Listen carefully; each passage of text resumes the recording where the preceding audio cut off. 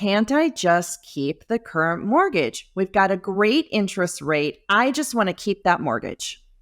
Yeah, that's a great question. One that I get every single day as well. And the answer is maybe. So, a lot of times, what needs to happen is you have to contact your mortgage servicer. The servicer is the company that you write your check to. So, you contact them and you ask them, and this is the word you need to use, is my loan assumable? And if they're going to either tell you yes or they're going to tell you no.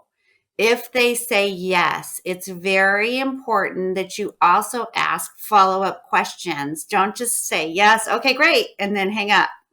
You want to ask them, what are the fees? What's the timeline? And is this a qualified assumption? What are the guidelines that are going to allow me to do this? So, in that case, then you could potentially keep your current mortgage, but there's other things that are going to come into play that you need to be aware of if you do that. I want to know about those other things that come into play because my understanding is that you do have to qualify for that mortgage. They don't just say, okay, your name was on it, and suddenly we'll take your husband's name off the mortgage and it's now yours and we're all ready to go. They want to be sure that if they're taking your husband off of that, that you are able to keep paying every month, right? Absolutely. So you have to qualify based on your own credit, your own income, and your own assets. A lot of times they want to see reserve requirements. Reserves meaning you have money left in the bank every month after you make that mortgage payment. So they're going to put you through, the criteria, but here's the kicker. They're not going to do that. Every servicer is going to tell you, yes, potentially your loan is assumable. And here's a packet of information. When your divorce is final, bring us your divorce decree. Then we'll let you know if you qualify. And sometimes it's a 6-month waiting process. So you're going to wait 6 months, potentially, depending on the servicer, to know whether or not you can do that. Well, you have to make a lot of very important decisions in that time frame and put them in your settlement agreement. That's a written document that's filed with the courts, whether or not you're going to do that. So you have to be very confident or at least have a very good backup plan for yourself. Okay, well, then let's talk about refinancing the house. So, Yeah.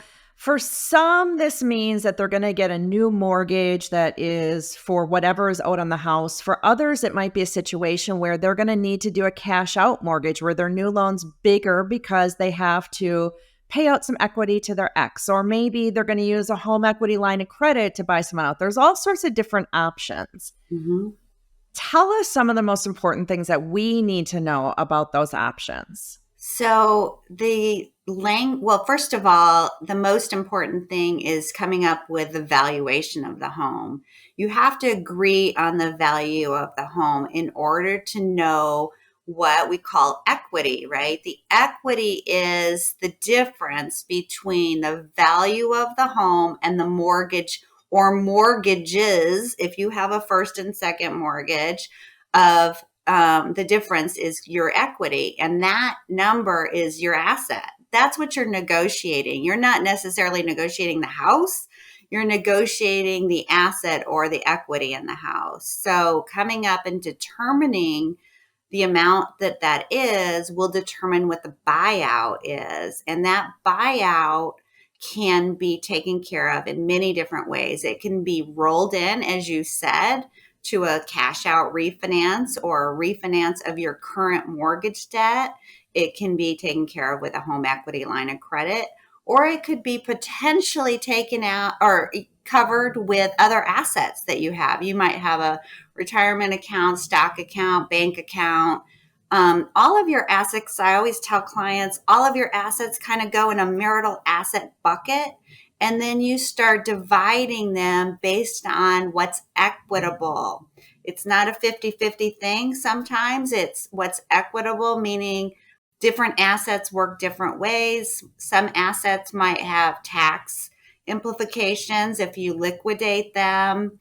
So you really need to understand the differences. It's not $100,000 of home equity equals $100,000 of retirement, let's say. We have to think about a number of things. I mean, people usually think about the mortgage payment and they probably are thinking of property taxes and utilities and some maintenance. But I think people often forget about the large, expensive repairs. What if you would need a new roof? What if the Yeah. furnace went? If you're on well water, what if you needed a new well pump for some reason or something like that? What do you see in terms of people kind of forgetting about some of the expenses that go into it? All the time. I think they take a very emotional stand when it comes to the marital home, and they do not think past just living in the home the way that it is. And so I always suggest that people look at it as if they're buying their own house again, because that's kind of technically what you're doing.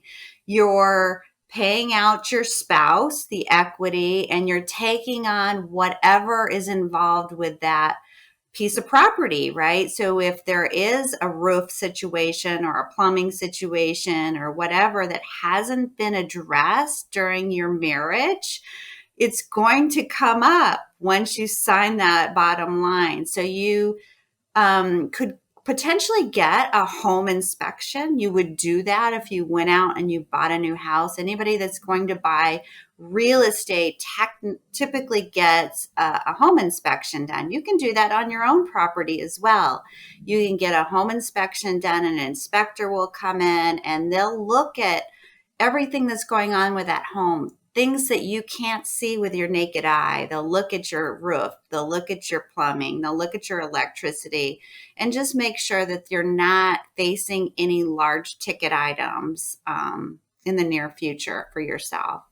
That is so smart. And that's why I love being friends with you because you have smart ideas. I hadn't even thought about an inspector because that's something that costs, if I'm not mistaken, I'm probably like a few $100 it'll cost you to Yeah. have someone come in and do that. And it's really worth some peace of mind. Okay, so what if I have been a stay at home mom and now I don't have any income, or maybe I just started a job, so I don't have much of an earnings history? How am I going to qualify for a mortgage if I want to keep the house? Well, there's a couple of things there when we talk about qualifying for a mortgage. A lot of times, stay at home moms get support. They have support that is negotiated in their agreements that might be for a particular amount of time. And in the mortgage world, I can use support for qualifying for financing, but there needs to be very specific things that are tied to that support.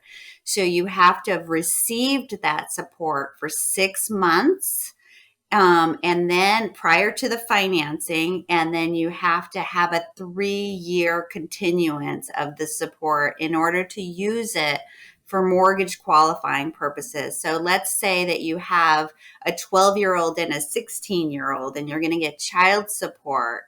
Well, the 12-year-old, more than likely, you get that support till the child turns 18, but the 16-year-old, you're only going to get that for probably 2 more years. So, for mortgage qualifying purposes, it's very hard for an underwriter to know what that support number is going to end up being once that 16-year-old ages out, what we call ages out, Mhm. meaning they turn 18. So we just sometimes cut it in half. So if I can kind of work with the client up front and figure out what those numbers are, sometimes I can get the attorney to agree to be more specific with those numbers so that I know exactly, because maybe it might be 3/4 of the amount that you'll still continue to get once the 16-year-old turns 18. You may still get more money, but we want to make sure we have enough to qualify you. I see so many women saying, I want to keep this house for the sake of my kids. I want them to be able to stay in their neighborhood with their friends or be able to stay in the school district that we're in, or even just this is the home they've been raised in. And there's so much change at the time of divorce. And I want them to at least have some normalcy there. And I completely, having worked with hundreds of women in divorce, I completely understand that emotional component to it. How do you deal with that when what you're dealing with really is a business issue, right? Right, right. I went through this, to be honest, Tracy, so I can easily talk to it. And I tried to keep my marital home, and it was very taxing on my budget, and it was too much house for me. And so when I did finally make the decision to downsize and right size my budget, and I didn't feel that stress, I feel that kids are going to feel the mother's and father's stress of the situation. And if you can put the oxygen mask on yourself first and make sure that you're able to meet all your obligations, your children are going to feel that. And that's really what they want. They just want to feel secure. They want to know that they, have your support and your love. And when I did that, and I right sized my budget. I downsized significantly. My kids were okay, right? They knew I was going to be okay, and we made it kind of an adventure, to a new bedroom, and I was able to Right. help them paint their bedrooms, whatever was the theme at the time, and do make it kind of an adventure for them. It was for their ages, right? I mean, they were 8 and 10 at the time, so. What I see with my clients is the kids care less about the specific house that they're in and they care more about the quality of life. And that doesn't mean your kids won't say, but I like my bedroom. I want to keep my bedroom. That's very natural for them to say. But in the long run, what I've seen is the kids care more about the quality of life, and having a little less money stress is worth it, and having some freed up money that maybe you can go on a vacation in summer with your kids and things like that is super important. Absolutely. Or look at all the things that they do that cost money. Maybe sports, maybe they're in a lot of activities. All those things cost money. If you have a big home and then you have to cut those things, those items like you're talking about, they're not going to be happy with that. Right. So